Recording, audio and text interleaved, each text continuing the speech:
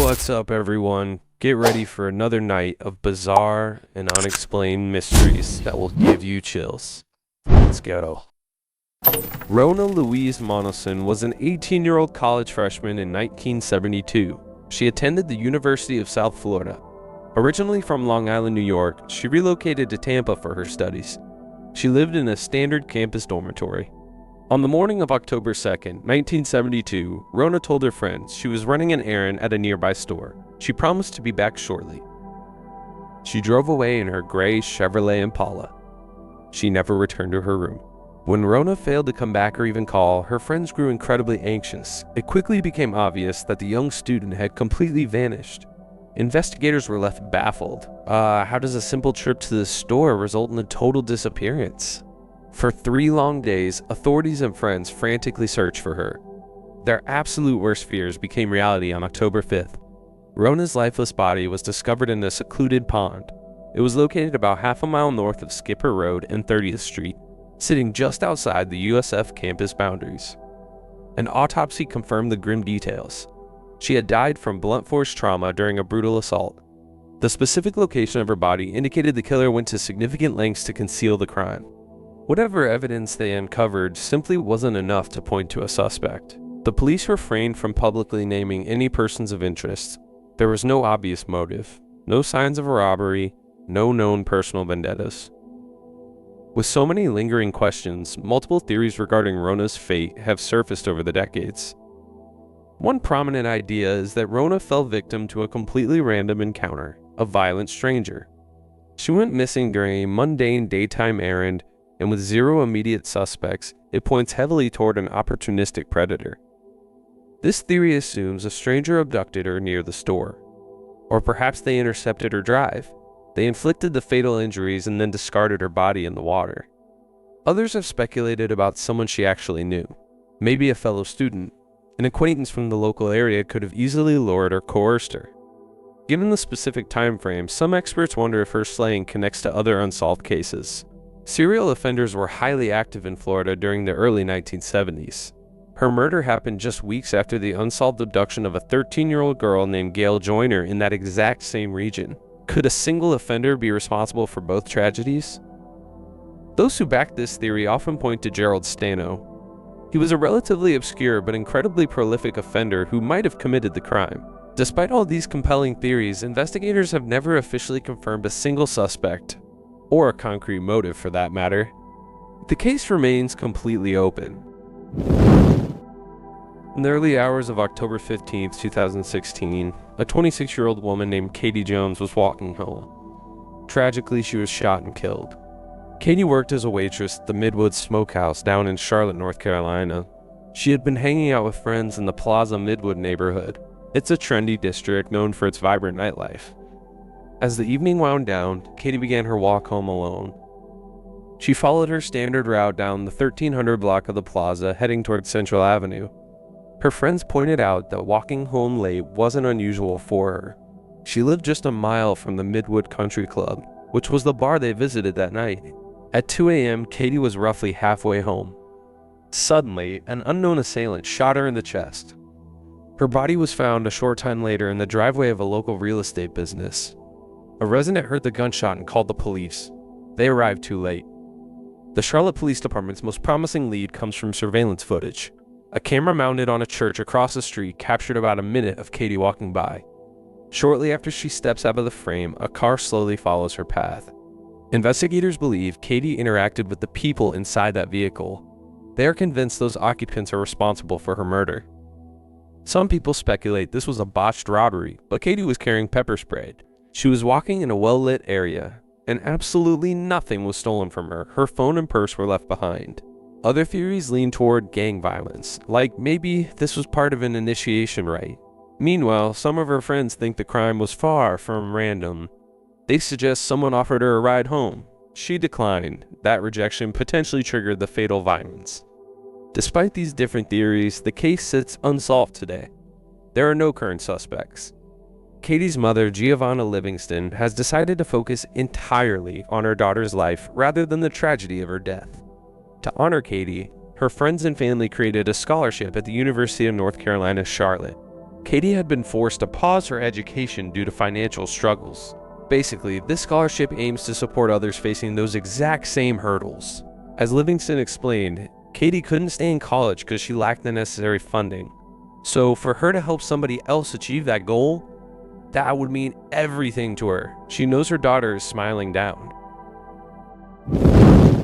The Bible John case refers to a series of unsolved slayings, specifically 3 young women in Glasgow, Scotland, between 1968 and 1969.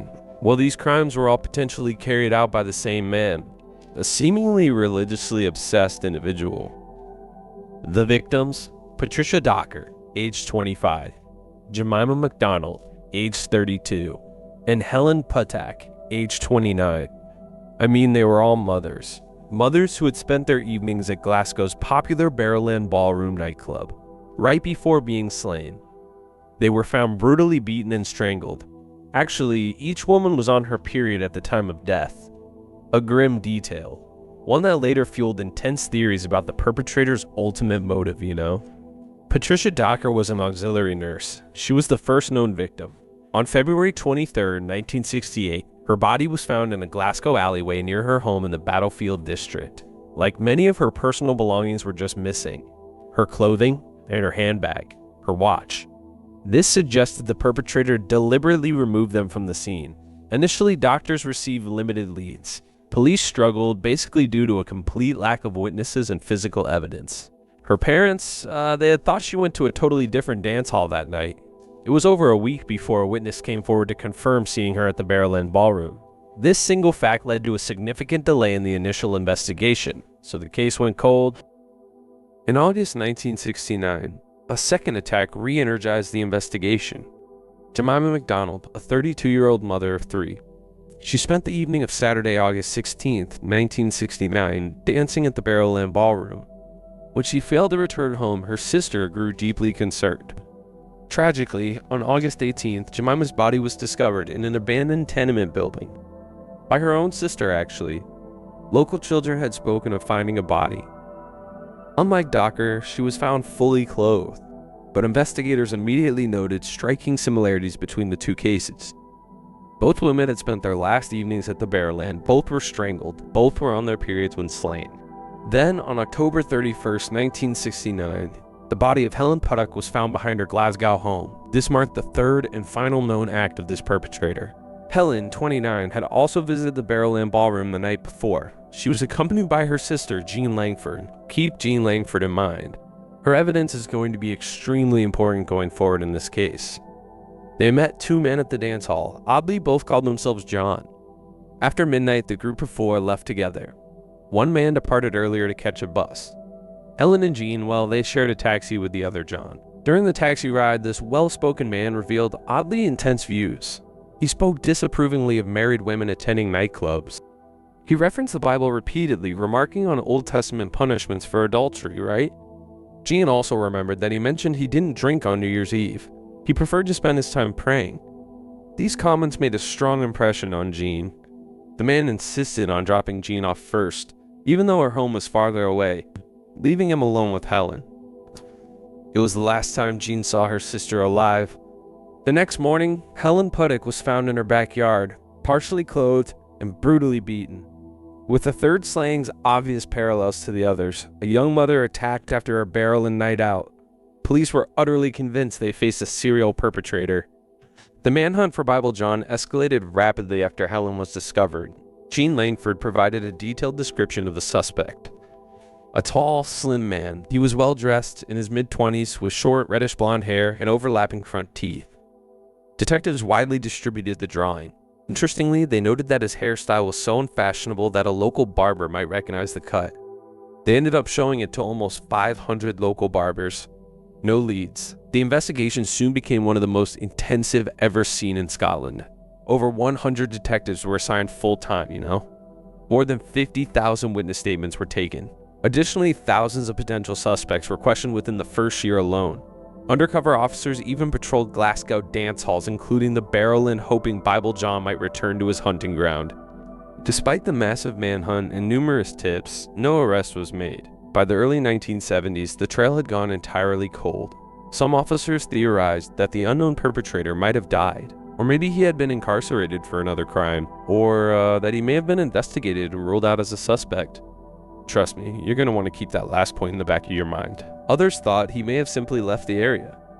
This perhaps explained why the slayings stopped as suddenly as they began. With no further cases linked to Bible John, the case gradually moved into the realm of pure speculation. One early avenue of suspicion was that the slayings might not have been the work of a random predator at all, rather the result of separate domestic crimes. In later reviews of the case, some detectives noted that both Patricia Docker and Jemima McDonald had troubled marital histories. Docker was estranged from her husband Alex at the time of her death. The two were in the process of divorce, and Alex was on leave in Glasgow that week. He was an early suspect. Investigators learned he had a potential motive, and he even checked into a hotel with another woman the very day after Patricia's slaying. This was seen as perhaps a celebratory measure taken by Alex Docker, though nothing could be proven. Likewise, Jemima McDonald had recently separated from her husband and moved back to Glasgow. These connections led some within law enforcement to believe that at least 2 of the 3 Bible John cases might actually have been unrelated attacks perpetrated by people intimately known to the victims. Another suspect emerged years after the Bible John terror: John Irvine McInnes, a former soldier and a cousin of a very senior Glasgow police official. McInnes was never publicly named during the original inquiry, but a secret 1995 review of the case zeroed in on him as a potential Bible John. Detectives in that review suspected that McInnes might have been the unidentified man in the taxi with Helen Puttick. Further, they even suggested that the original lead investigator, Joe Beatty, deliberately steered attention away from McInnes. Why? Because McInnes' cousin was his personal friend. In 1995, police obtained permission to exhume John McInnes' body. McInnes had reached his end voluntarily in 1980. Thankfully, despite the Bible John slayings having taken place in the late 1960s, all biological evidence was preserved. The results were inconclusive, however. The genetic sample did not match, nor did it definitively exclude McInnes. Notably, in a 2022 BBC podcast, the detectives who re-examined the case in 1995 indicated a startling fact. They would have arrested McInnes for the slaying of Helen Puttick if he had still been alive. Oddly, despite incredible improvements in DNA analysis since the mid-90s, the evidence hasn't been retested as yet. That said, the involvement of McInnes remains a controversial theory. While McInnes fit many aspects of the profile, such as being from a strict religious background, Jean Langford couldn't identify him conclusively as the man from the cab. The most famous theory to emerge in modern times is the possible link between Bible John and convicted serial perpetrator Peter Tobin. Tobin, who was from Glasgow, was found guilty of 3 slayings between 1991 and 2006.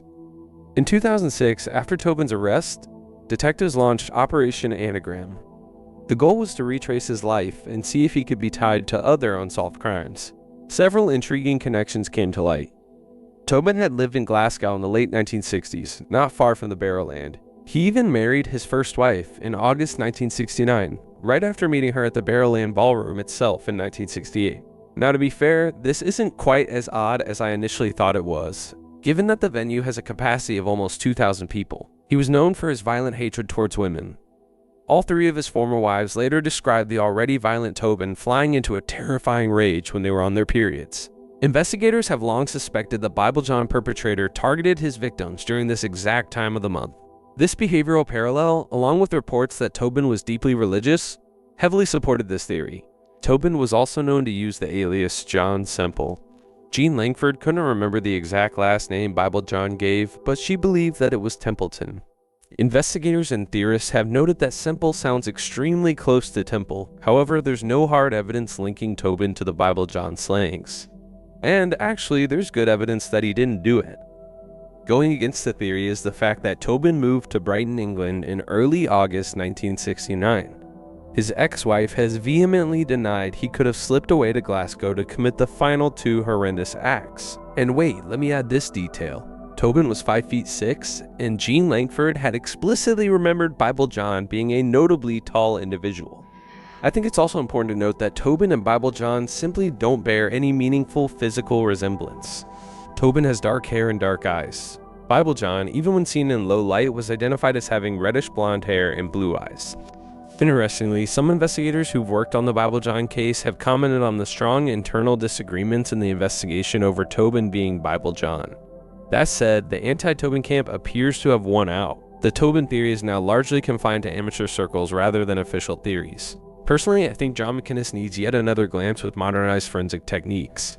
It's vital to remember that all three of the women were young mothers. The authorities may be able to bring significant closure to their now adult children by finally using these modern techniques. 22-year-old Talis Afat has been missing since the early hours of December 16, 2022. His case has absolutely baffled investigators. There's been no trace of him for nearly 2 years.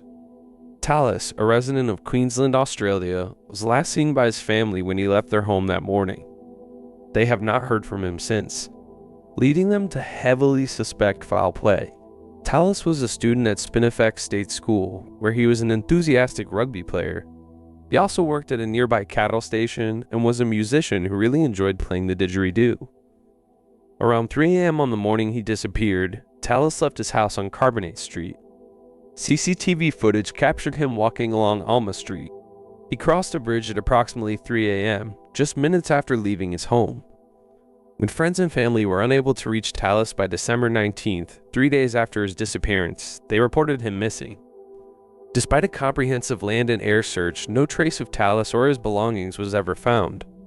A Mount Isa police spokesperson noted that it is highly unusual for a missing person investigation in the area to remain unsolved for such a long period, especially without any clues or witnesses coming forward. Talis's phone records showed no activity since his disappearance. His bank accounts have also been entirely inactive. This leads many to believe he did not leave voluntarily, right? His family expressed deep concern for his safety and medical well-being. Talis actually required daily medication for a condition they did not disclose. Desperate for answers, Talis's family turned to social media, urging the community to report any sightings or information. They firmly believed his disappearance was suspicious, though investigators stated they had found no evidence of foul play. Despite these assurances, the circumstances surrounding Talis's disappearance remain extremely unclear. The investigation has completely stalled due to a lack of new leads. Talis's family continues to hope for a safe return. They keep posting messages on his Facebook account, practically begging him to contact them to alleviate their fears. However, as time passes, the likelihood of resolving his case naturally diminishes. Talis is described as having dark curly hair, short at the back and sides with an average build. He stands 5 feet 5 inches tall. He has a distinctive star tattoo under his left eye and an indigenous flag tattoo on his left forearm. At the time of his disappearance, he was wearing an orange, black, and white shirt, black shorts, black shoes, and a maroon bucket hat. Anyone with information about Talis's disappearance is urged to contact their nearest police station immediately. His family and friends continue to search for answers, holding on to hope that one day they will find out what actually happened to Talis Afat. Jessica Zerinsky disappeared on the evening of November 25, 2022. Despite being spotted on multiple CCTV cameras after her disappearance, these sightings have not brought her family or the police any closer to resolving her case. Jessica, who was 30 years old at the time, suffered from health problems.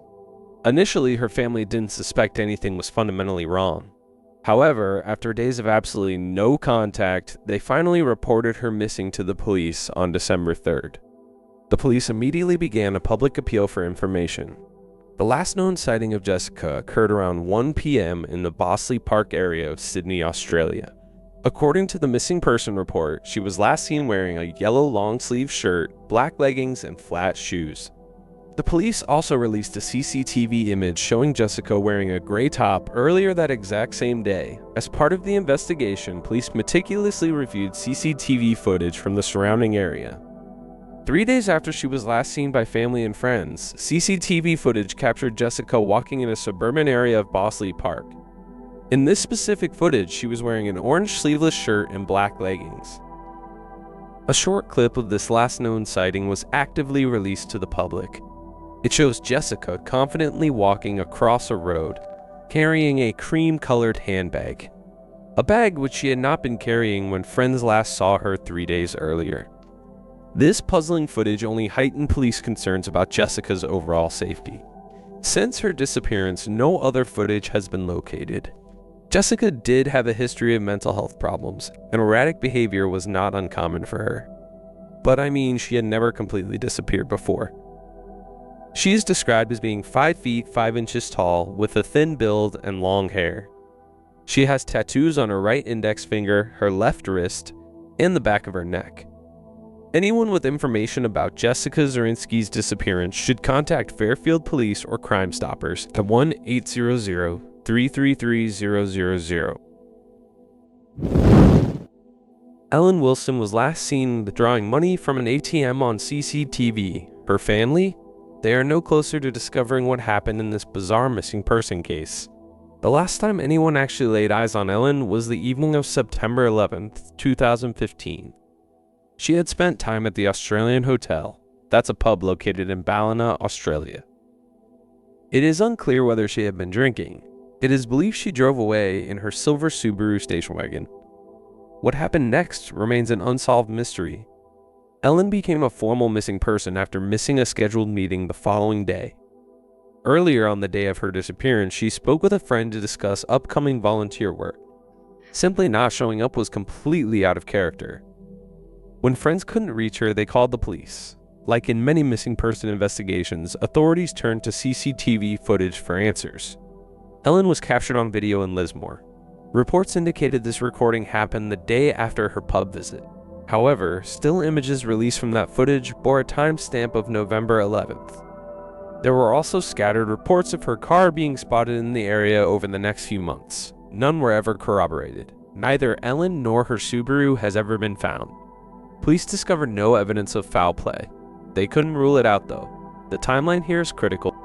If that CCTV footage was recorded on the day she vanished, Ellen likely disappeared on her drive home from the pub. The Australian hotel sits very close to the Richmond River, so it's possible an accident caused her to end up in the water. But if the footage was from the next day, well, something might have occurred between Lismore and Ballina. Ellen remains listed as a missing person. Her case is totally unsolved. She is described as Caucasian with light brown hair and blue eyes. She wears glasses. Her vehicle registration was CB76QX. Anyone holding information that could help resolve this unexplained disappearance should contact Crime Stoppers at 1-800-333-000. Well, on November 3rd, an 84-year-old woman named Elena Roy vanished. She lived in Fulbrook, California, with Chris Cataldo. They had been together for 14 years. Actually, they got into an argument that afternoon. Around 1:30 p.m., Elena left their house to take a walk, just to clear her head, you know. Chris expected her back shortly. She didn't return, so he contacted the police to file a missing person report. He told the investigators about her upcoming 84th birthday. Her family was adamant that she just wasn't the type to disappear. Sure, she enjoyed walking, but she always came home after an hour or so. The worrying part? Elena had been showing signs of dementia over the past few years, a major concern for her safety. During the investigation, authorities located some surveillance footage from a local grocery outlet store. It showed Elena inside the building, but the footage was actually captured the day before she went missing. News of her disappearance spread quickly. Hundreds of volunteers jumped in to search Fulbrook and the surrounding areas. Nothing. 60 search and rescue crews combed the region. Even a helicopter was brought in. Still no clues. They monitored her bank accounts for 2 full days, but there was zero activity. It turns out this was entirely normal. Chris was the only one who ever withdrew funds. Elena hadn't touched the account in roughly 2 years. Her family noted how close they were with her. She simply wouldn't stay out of touch without a real reason, right? Naturally, they were frustrated with Chris. He waited until 8:45 that night to call them about the disappearance, basically telling them not to panic. When asked why he delayed the call, his explanation was weak. He claimed he was driving around looking for her and finally decided to reach out when it got dark. The family found it highly suspicious that he let her walk off alone in the first place, especially since he had recently started accompanying her on walks because of her worsening mental state. Chris also admitted he didn't check with anyone in the neighborhood while searching. He didn't want to wake anyone up. I mean, it later came to light that a fireman had previously found Elena walking alone by the side of the road. He took her straight to the sheriff's station. When Chris arrived to pick her up, he acted as if he hardly cared, a reaction the firemen found highly unusual. Chris claimed Elena had been distancing herself from her relatives. The family completely denied this. 3 months later, Chris asked a family member to collect her things. When she arrived, she realized he was hosting a garage sale. He was selling off many of Elena's personal belongings. The family was also disturbed by how he spoke about Elena in the past tense. In one interview, he mentioned plans to relocate, stating there was nothing left keeping him in Fullbrook.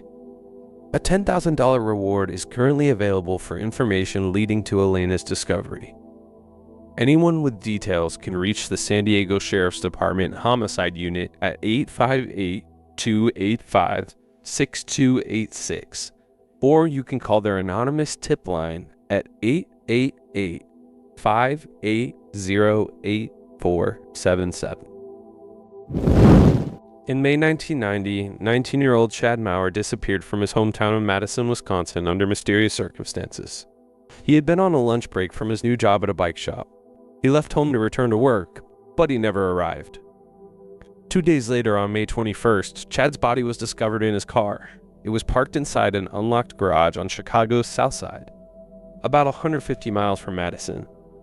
Chicago authorities initially reported that Chad died by his own volition via carbon monoxide poisoning.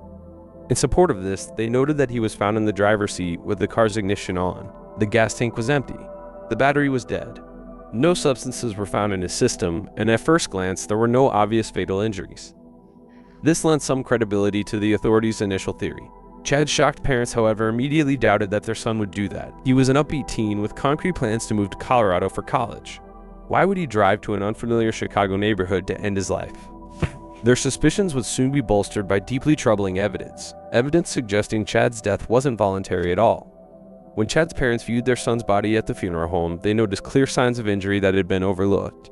Chad's knuckles were skinned right down to the bone. He had bruises on his face, indicating he'd been in a fight or physical struggle. The funeral home also noted significant bruising on Chad's lower abdominal area. These findings didn't square with the Chicago police's initial conclusion that there was no evidence of foul play or any trauma on the body. Additionally, Chad's clothing raised massive alarms. His shirt was literally stained with blood, further suggesting a violent altercation. Perhaps most puzzling, crime scene photos showed a jacket in the car that didn't even belong to Chad. He hadn't taken a coat when he left home that cool day, yet there was this unfamiliar jacket resting on the seat next to his body. When the Maurers asked Chicago police to thoroughly examine this jacket, they learned it had gone missing. According to a Chicago detective, the car's window had been broken. Someone apparently stole the jacket before the vehicle could be towed to a secure facility. This complete loss of potential evidence heightened the family's concern that something criminal had occurred. Faced with these glaring inconsistencies, Chad's family urged their local authorities in Wisconsin to get involved. The Dane County coroner examined Chad's body. He found additional injuries that the Chicago coroner hadn't even documented. One critical detail emerged from the autopsy.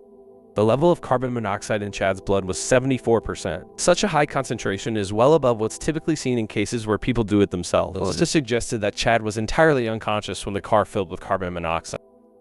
In other words, it appeared Chad had been rendered unable to escape, and then placed in the car. Confronted with this undeniable evidence of foul play, the Cook County medical examiner changed the manner of death to undetermined in 1991. Authorities finally launched a full, renewed investigation, and of course by this time an entire year had passed since Chad's death. A fact which significantly hampered the investigation, you know? With the case reopened, detectives explored exactly how and why Chad Maurer ended up dead in Chicago. An early tip came in October 1990 after Chad's story was featured on a local Crime Stoppers TV segment. A caller alleged that Chad had become involved in a substance deal with some people living in his Madison apartment complex. These specific individuals had recently moved to Madison from Chicago's South Side. Chicago police had intelligence about a substance trafficking pipeline between Chicago and Madison. This naturally raised the possibility that Chad might have been drawn into transporting illicit goods or acting as a driver for people involved in this dangerous trade. One of the detectives who had initially worked on the case theorized that someone could have offered the cash-strapped teen some quick money. Chad had been aggressively trying to save for a move to Colorado. He needed all the funds he could get. This detective speculated that Chad may have been eliminated upon his arrival in Chicago, immediately after he completed the deliveries. Adding weight to this theory, one of Chad's friends later claimed that in 1989, Chad had been paid on 2 separate occasions to transport a street pharmacist from Madison to Milwaukee. Investigators quickly identified 3 young men as potential suspects, the same individuals who had moved from Chicago to Madison shortly before Chad's death. However, police never found enough hard evidence to formally charge anyone in connection with the crime. Aside from the prevalent substance trafficking theory, several other ideas emerged about what could have happened. However, these theories are all incredibly speculative. They don't appear to be based on any form of evidence whatsoever. For instance, one theory puts forward that he traveled to Chicago for a romantic encounter, but was slain by the boyfriend of the girl he was hooking up with. While this is an interesting hypothesis, it's essentially pure fiction, entirely devoid of any connection to the facts of the case. The disappearance of 21-year-old Nadia Cole. It has baffled many, primarily given the peculiar details surrounding the investigation. In May of 2024, Nadia was engaged to a man named Aaron Ong from Idaho. Though she was residing in Port Angeles, Washington, Nadia had recently graduated from Washington State University. She was eagerly anticipating a holiday trip to Italy with her mother, Beata. The trip had been planned for over a year, you know? They were incredibly excited to depart from Seattle-Tacoma International Airport in Washington. Upon arriving at the airport, the case took an unexpected turn. Nadia told her mother she needed to use the restroom and left her carry-on bag with Beata. CCTV footage later obtained by police showed Nadia leaving the airport at 3:08 p.m., appearing visibly anxious. Later that afternoon, around 4 p.m., security footage captured her in downtown Seattle at 3rd Avenue and University Street. She was exiting a streetcar and heading toward the waterfront, after which she seemingly vanished without a trace. When Nadia's family couldn't reach her, they naturally reported her missing. The Port of Seattle Police Department launched an investigation, uncovering more perplexing details. Investigators found that Aaron Ong had also left for a trip that exact same day. He and his young daughter were supposed to go on a fishing trip to Montana and return after 5 days. However, Aaron and his daughter never came back. This prompted his family to report them missing to the Pullman Police Department. A warrant for Aaron's arrest was issued on June 3rd for custodial interference after he failed to return his daughter to her mother. Investigators suspect that Aaron has absconded with his daughter.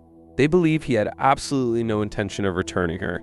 They think his disappearance is linked to Nadia's, though they have yet to find conclusive evidence. A $10,000 reward is currently being offered for information leading to Nadia's current whereabouts. A tip from a member of the public claimed to have seen Nadia in the Washington area in late May, but this could not be confirmed. Nadia is described as having blonde hair and green eyes. She stands 5 feet 9 inches tall and weighs 130 pounds. She was last seen wearing a green hooded top and black yoga pants. She wore a black jacket and white shoes while carrying a tan shoulder bag. Aaron Ong is described as having black hair and brown eyes. He stands around 5 feet 9 inches tall and weighs 135 pounds. While investigators believe the couple is traveling together, this remains entirely speculative. No concrete proof has been found. If you have any information regarding Nadia's case, please contact the Port of Seattle Police Department at 206-787-5411. Anyone with information on Aaron Ong's whereabouts should contact the Pullman Police Department at 509-334-0802. Alternatively, you can reach the Shepherd Shield Security Group at 877-220-8129. The mystery surrounding Nadia Cole's disappearance remains unsolved. Her family and friends continue to seek answers, desperately hoping for her safe return.